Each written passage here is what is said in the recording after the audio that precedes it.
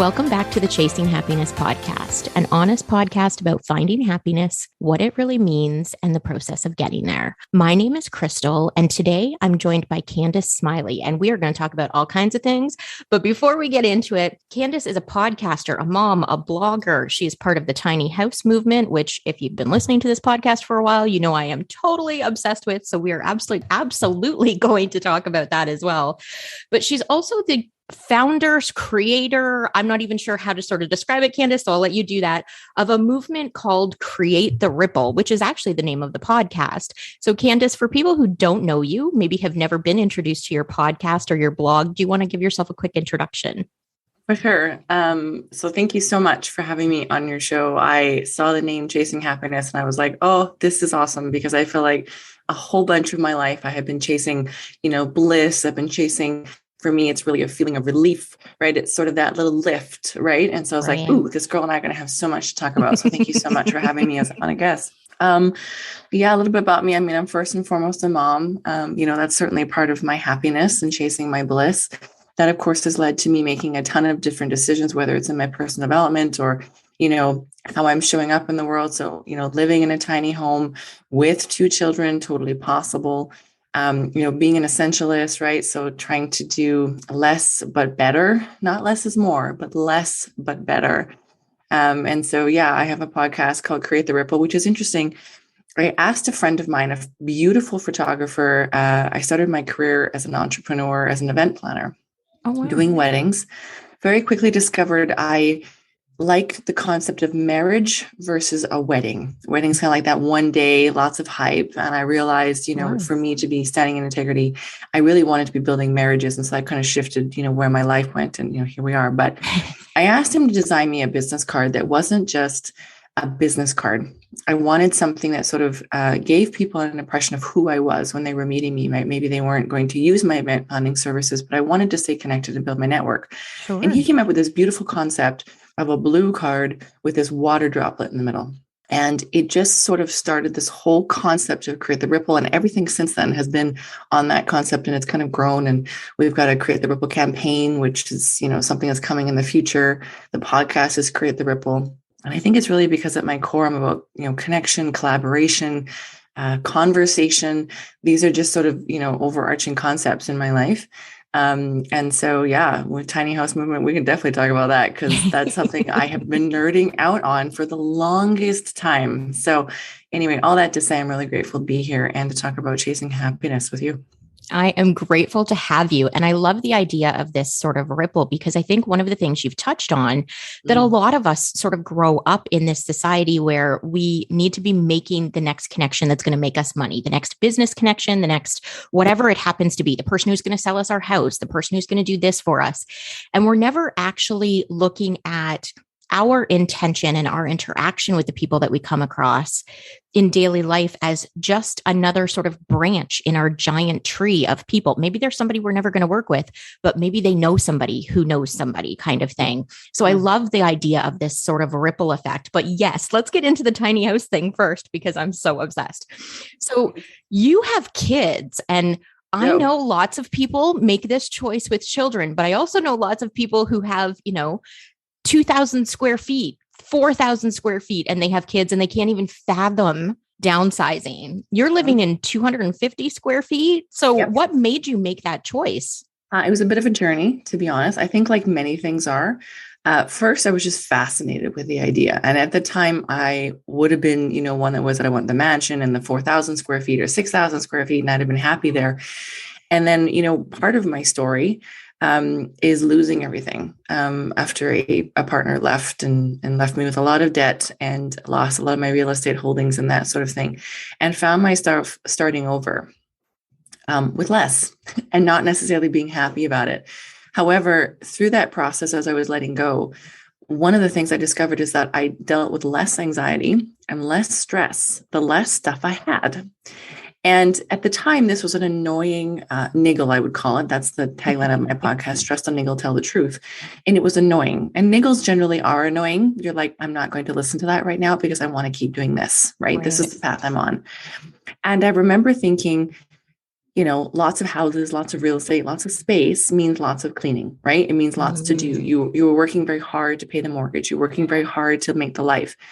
And I realized that that wasn't necessarily part of my happiness. And I was most happy when I was outside, when I was doing things. And that, I'd come home to my big house and think I was gone all day. I didn't even get a chance to enjoy this, right? So, I lose everything. I'm starting from scratch. I'm not necessarily happy about that. I get remarried. I'm living in this house and I realize I need to leave my marriage. And I start getting rid of everything. And at the time, I was introduced to some of the concepts around minimalism. And so, again, a bit of a journey, right? I've touched on it a few times before. And it was a very dear friend of mine who basically said she'd gone through her closet and she'd gotten rid of everything that didn't bring her joy. And this whole idea was like, are you kidding me? Like, but what if you never make enough money to get it back, right? Or what if you really want that shirt that you just got rid of, right? This sort of a thing.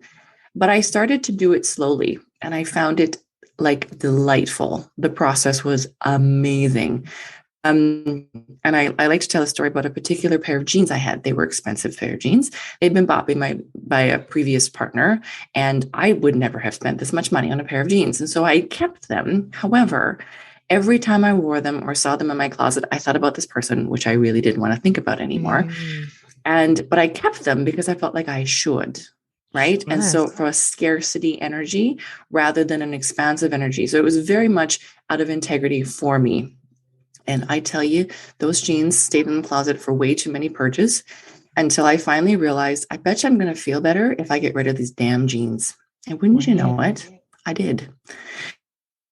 And once I got rid of that pair of jeans, the rest of the letting go felt really easy. Like I let go of collections I'd been collecting for years. Basically anything in a way, when I looked at it, needed to go. And that's fairly simple, right? But that was incredibly freeing. And so I did that while I was in the process of working through leaving my marriage.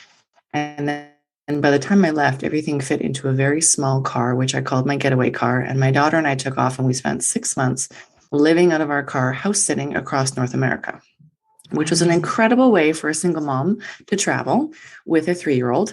And experience the world without spending an arm and a leg. We met some amazing people. We met some amazing communities because, of course, that sort of a space is, you're coming to same people's homes. So they want to get to know you, right? Sure. The neighbors check in on you, but they're also checking up on you. Yeah. I absolutely loved it.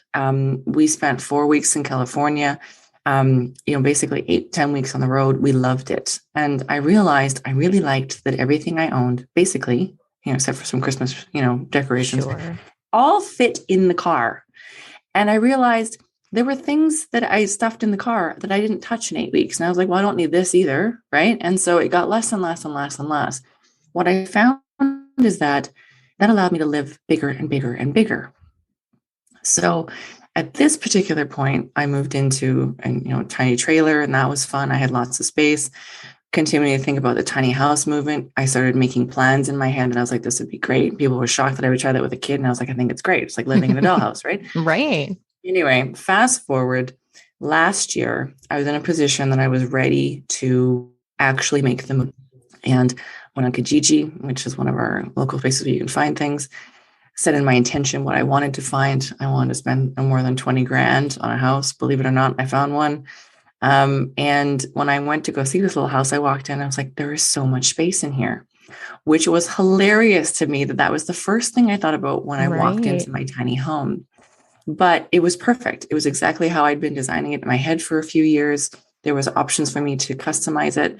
And I think one of my favorite things about the tiny house movement, moving from that space of letting go and only keeping the things that bring you joy, that you need, that really add value to your life at the end of the day, was we build houses now. They're cookie cutter. They have squares. Nothing in the actual nature has squares. Did you know that? Like there are no like right angles, right? There's round corners and there's, interesting shapes, but there's no squares. And so you walk into a house and it's literally like, I was always like, there's so much space in here, so much unused space. And so we buy houses and then we buy furniture to fill them. And then we work like dogs to pay for all this stuff. Right. And so that was sort of where I didn't want to be. I wanted my house to really suit me. And so I really like the tiny house movement, or movements similar to that, because you don't buy a tiny house and put furniture in it. You design a tiny house so that it works for your life. I was like, that makes sense. I design my CRM systems to work for my life. I design Right. everything else, right? So for me, it was an extension of that. So, I've got drawers that are like hanging. I've got a video on YouTube. People can check it out. But hanging drawers where there was space. I've still got space, to be honest. We moved the 3-week-old into the house, and there's still space because we haven't filled it. We don't try to fill the space. Right. So it's actually quite wonderful. There's actually more usable space on the gigantic deck on the outside than there is on the inside. And it's a beautiful place to be and to live. And I highly recommend that more people think about not living small, because I think that makes people feel like they're downsizing, like you said, because Right. I feel like for me, moving into the tiny house was actually a very abundant thing. It was actually very expansive. You spend less per month, which means you have more in the bank, which means you have more for opportunity. And that's also very, very cool. That's such a big thing. And I love that you spoke about this, because one of the things that I think people struggle with is that idea of, if I'm downsizing, then I'm losing things. No, and yeah, exactly. Right. Imagine the life that we could all live if we weren't living in 4,000 square foot spaces, right? If we weren't having to work 60 hours a week to pay for that space that we never get to spend time in. And part of the reason why I love this is, if you're somebody who really wants roots, you can have a tiny house. If you're somebody who wants to travel, like you were talking about, you can have a tiny house that goes with you. It works for everyone. And because we live in the society we live in right now, I don't know about where you're located, but where I'm located here in Canada, housing prices are astronomical. People my age and under will never be able to afford a house, given the cost of housing. And so this gives people a realistic way to own whatever space they need, make it customizable, as you were talking about, and usable in a way that's functional for them, which I think is something we don't often think about, right? We don't think about, how is this going to work in my life? How can my life be an extension of this? We think, okay, well, I need to buy this in order to make this work, and not the other way around. So I love that you spoke about this. So thank you. And you've just recently had a baby. So now you're going to have 2 kids in the tiny house. Yep. And as you said, you still have space, because you don't think about, how do I fill the space? So when you're coming at life from that different mindset, I imagine there's quite a bit of learning, a lot of lessons that have happened over the years as you've made these changes. So for people who are scared that maybe they're in the position that you were in before you made these life changes, what kind of advice can you give them? What suggestions would you have for them? Lean into it. Like, I wish I had leaned harder into the changes. I wish I had been less afraid of what was happening and leaned more into it, because I think I would have learned faster through it, and I would have seen more possibilities during it than I did, because it felt like such a loss, because I had defined it as such a loss. And certainly there was a loss, right?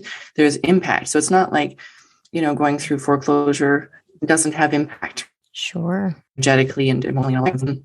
But it all happened for me. It didn't happen to me. It happened for me. And I love that quote by Rumi where he talks about, life is rigged in your favor. And I think about that, and I think, yeah, life was definitely rigged in my favor.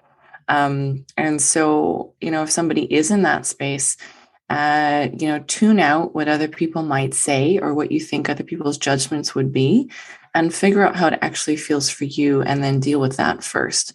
And that's a lot of what I talk about. I think I definitely marched to my own drum. It's taken me a long time to be okay with that, because I don't want to make other people uncomfortable. I'm very empathetic, so I feel it when people are disappointed with me. Words of affirmation are my love language, and so if somebody puts down my choices, verbally, I feel that, and I have to think about that. But when I tune everybody else out, I'm really happy with my life choices, and I have more that I'm going to be making that are contrary to what I might be told I should do. And I often think, well, if I find myself on the side of the majority, I might want to ask myself why. I may stay there, but I would like to ask myself why. Well-behaved women don't make history. I don't know who said that, but it stuck with me. And I was like, I do not want to be well-behaved necessarily. I look at white picket fence lifestyle, and I think the women who can live that, I'm almost a little bit jealous because I can't seem to be content to do that. I don't know. So I guess for me, part of it is I'm learning, very much learning, to tune out the other voices and tune into what feels good for me. And for a lot of people, especially at least for me, when I was learning how to feel that, it's really important that people know when you start to lean into what's going to be good for you, and maybe setting boundaries the very first time on your time, on your energy, or really choosing a life that's designed for you and just you, it feels more like relief. And I talked about that at the beginning, right? That it's, for me, it's a little tiny lift, right? Somewhere in my diaphragm area. And I'm like, oh, that's it, right? And I have to follow that little pull to figure out what it is, because the sunshine, lollipops, and roses feeling doesn't come until way later, right? It's a little tiny lift that this is better than this. And so, I think even, last year when I went through the breakup that finally, put me on the path that I just said, enough is enough. I got to choose a different life. I'm tired of some of these patterns I'm seeing in my life. My life's amazing, and there's some patterns that really need to stop. That was my partner at the time, as we were breaking up, said, you know what, maybe this is the time that you can finally go and live in your tiny house, because he didn't want to live in a tiny house with me. And I was like, you're right. I really got to stop putting off this dream of living in a tiny house because the guy I'm with doesn't want to live in a tiny house. I should just get a tiny house and live in a tiny house. Right. And so that was really quite magical, to just be like, oh, yeah. So sometimes those things that are going sideways on you may actually be the things that are pointing in the direction of what you need to be doing or could be doing. And it'll feel a whole lot better when you do. Now, that being said, the first night in the tiny house, I was still crying because I was sad my relationship had ended. Sure. I remember thinking, I'm bringing my life into focus, and there's still some grief. So, I share that to say it's not always going to be perfect in every single section, but just be in that moment, lean into it, and let it be what it will be. I spent way too much of my life pushing down what I wanted, not dealing with the grief, not dealing with some of these things, and those things you try to stuff down do end up running the show. But if you invite them to come and sit with you and acknowledge them and bring them to that space, then you can actually start to think about how you might design your life accordingly. That's so beautiful. And I think such a great piece of advice for people, because often what holds us back is the fear, right? We, especially as women, we worry about, well, how am I going to manage everything else I have to manage? How am I going to take care of everyone else? How am I going to meet everyone else's expectations, right? All of those things tend to come before us. Mm-hmm. And so I think that's fantastic, not just advice, but just fantastic knowledge for people to have, regardless of where they find themselves in their life, because while it may be scary, while you may be sitting in some of those uncomfortable emotions, on the other side of all of that, there is magic, and there is that joy, that happiness, that sense of relief when you finally start living your truth. So I absolutely love that you shared that. And I want to touch a little bit on the podcast, because it's not very often that I talk to someone on my podcast who has a podcast. So what made you start podcasting, for people who haven't heard your podcast? Well, to be honest, I've always enjoyed connecting and communicating in this particular way. It took me a really long time. For anybody that goes and reads like my full bio or my story, there were elements of my story that I did not find the courage to start talking about until last year. And there's only now I'm starting to talk about things and say, actually, this is what was going on in my life. And when the world started to shut down, I experienced myself as a leader that leads well through transition. It's just, when I was in nurses training and we do triage, I always found that the higher people's stress levels go, the calmer I became. And that's just, a gift. And I've always appreciated it. It made me a very good event planner, right? When things just start to go like this, I'd be like, okay, as long as I'm not in the middle of it, right? If it's my crisis, then, good luck, right? Right. But so I've always appreciated that about myself. And so when I noticed that the rest of the world was starting to sort of close in on itself, I found that I wanted to start talking, which was a very interesting thing. And so I followed that. I started a version of the podcast, which I ended up shutting down. And I did my grieving and my 14 weeks of healing. And then I met an amazing producer who heard me share my story and said, we need to get you back into podcasting. We need to get this out there. And I'm really glad she did, because last February we launched the first this year, February 2021. And, it's coming up on a year of this particular version of the podcast. And I started it really because I like to engage in conversations that take courage to be had. I don't necessarily want to share my personal views on any one particular thing. I do like having conversations that are sort of open, that may or may not be triggering for some, may or may not be catalytic for some. Sure. I'm not a coach, but I do like to think of myself as a catalyst. And so if I say something, or we have a guest on the show who says something that makes someone goes, oh, and they think, then I feel like, because I think way too many of us are not thinking. We're not actually thinking. And it's not even about, political things, like beyond that. So push that aside. Sure. When was the last time you thought specifically about what you wanted in your day, what you wanted to do in your day, what you wanted to accomplish? Like, when was the last time you were intentional about that, right? When was the last time you listened to your thoughts for a day, and are they leading you toward your goals or not, or away from your goals? Right. When was the last time you thought about, do I really like coffee in the morning? Or would I rather have a glass of water, right? Because we live on autopilot. We live on habit, and myself included. And I feel like those conversations I'm engaging in are good for me. Bonus is I can share them with other people, and maybe they're going to wake up and go, oh, that's a really good question. Because I think about the moments in my life where I detoured and I went in a different direction were not big moments, right? They were hanging out with a friend who said, I just cleaned out my closet and it felt amazing. And I was like, really? What? Explain, right? And those have ended up being huge moments, right? I mean, sure, the birth of my children have been huge moments, but bigger than that were, the moments I decided to become a mother, which were, 2 or 3 years beforehand, and then started to live differently, eat differently, that sort of thing. So I think I'd like to live in a way where, even if I'm living a little bit outside of everybody else's comfort zone, they're scratching their head going, I could not live in a tiny house. Fine. I agree. Not everybody's meant to live in a tiny home. But if you leave today and think, does this bring me joy? Bonus. We've done our job today.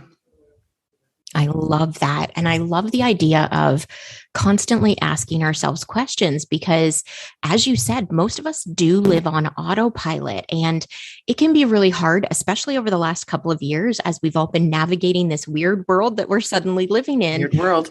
Yep. How to function, right? We know we have to get up in the morning. We have to have a cup of coffee. We have to go to work. But the question is, do we have to be doing those things? Do we feel the need to do those things?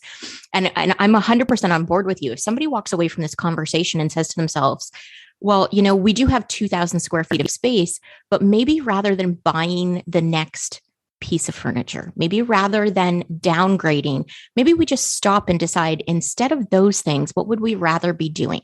Because people don't have to make huge changes. One of the things I'm constantly telling people on this podcast is, I live a very not traditional life. I have, for example, just moved across the country to a place I had never been before.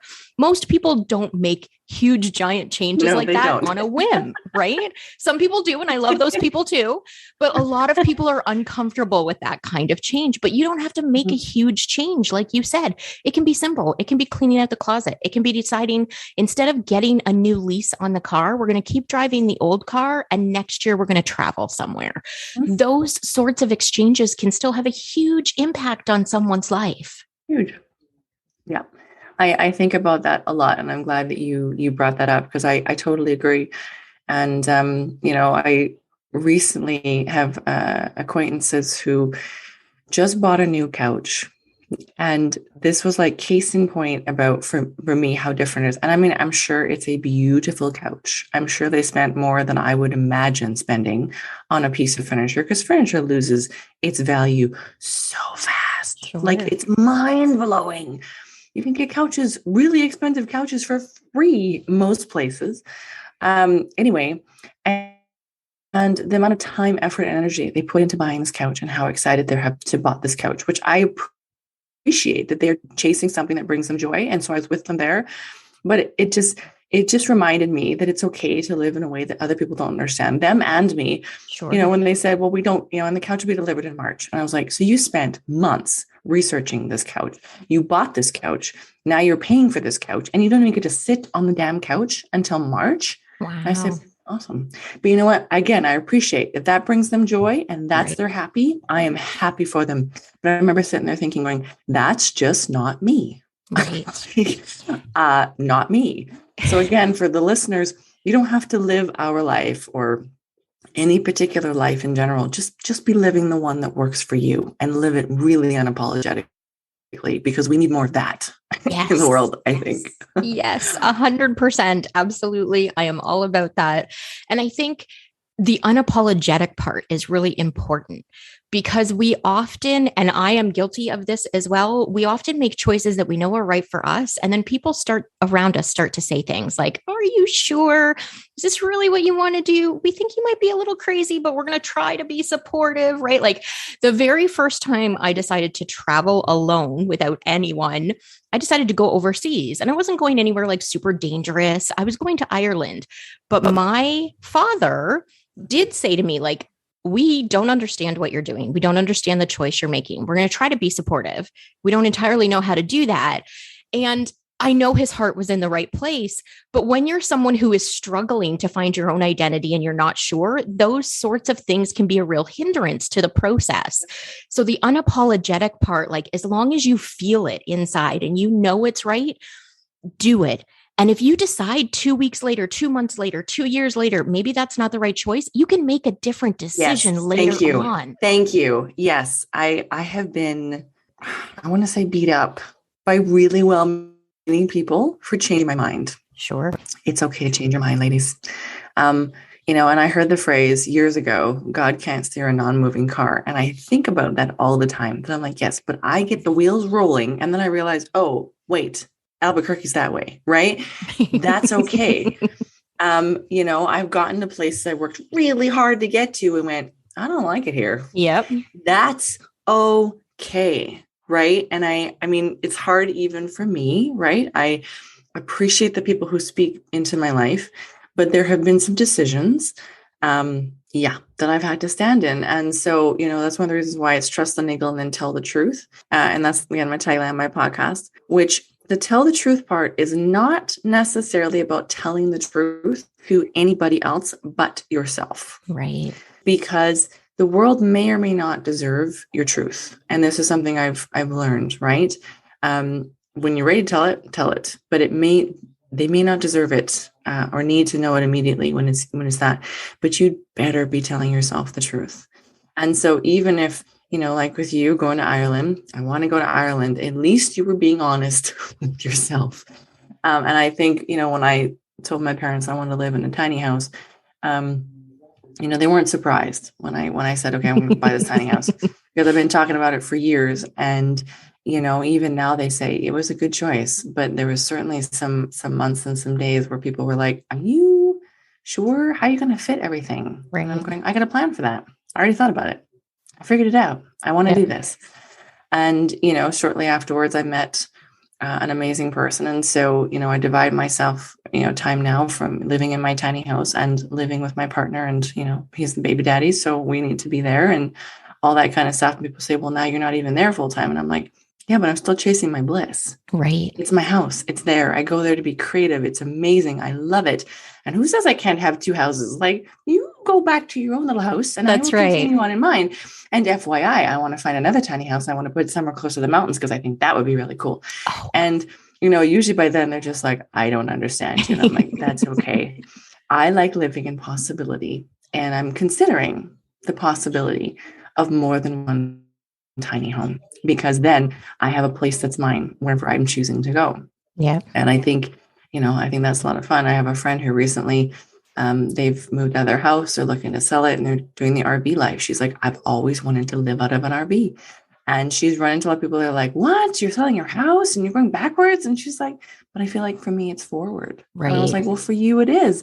And she's like, in 5 years, if I want a house, I'll buy another damn house. And I'm like, exactly. So it's been really fun to see, you know, how choices and then have the other people and that kind of thing. Yeah, cool.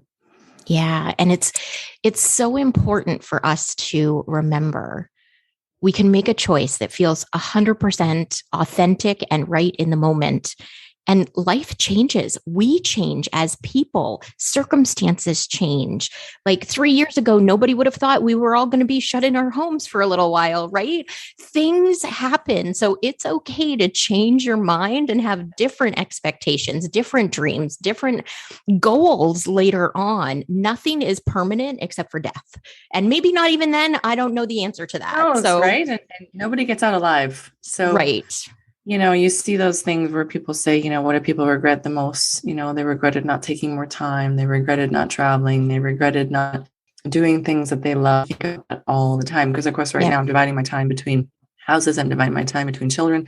I'm home educating my daughter who's 6.5, and she's all kinds of energy. And I have a new baby, and I want to just stare at him all day. And I also have, this mission. And, people say, well, I want to spend time with my children. I'm going, I do too. And I want to live this life. I want to create this life. So when they say I want to travel, we can spend 3 months of the world, of our year here, and we can do this. And it's not just something we talk about. It's something that we actually do.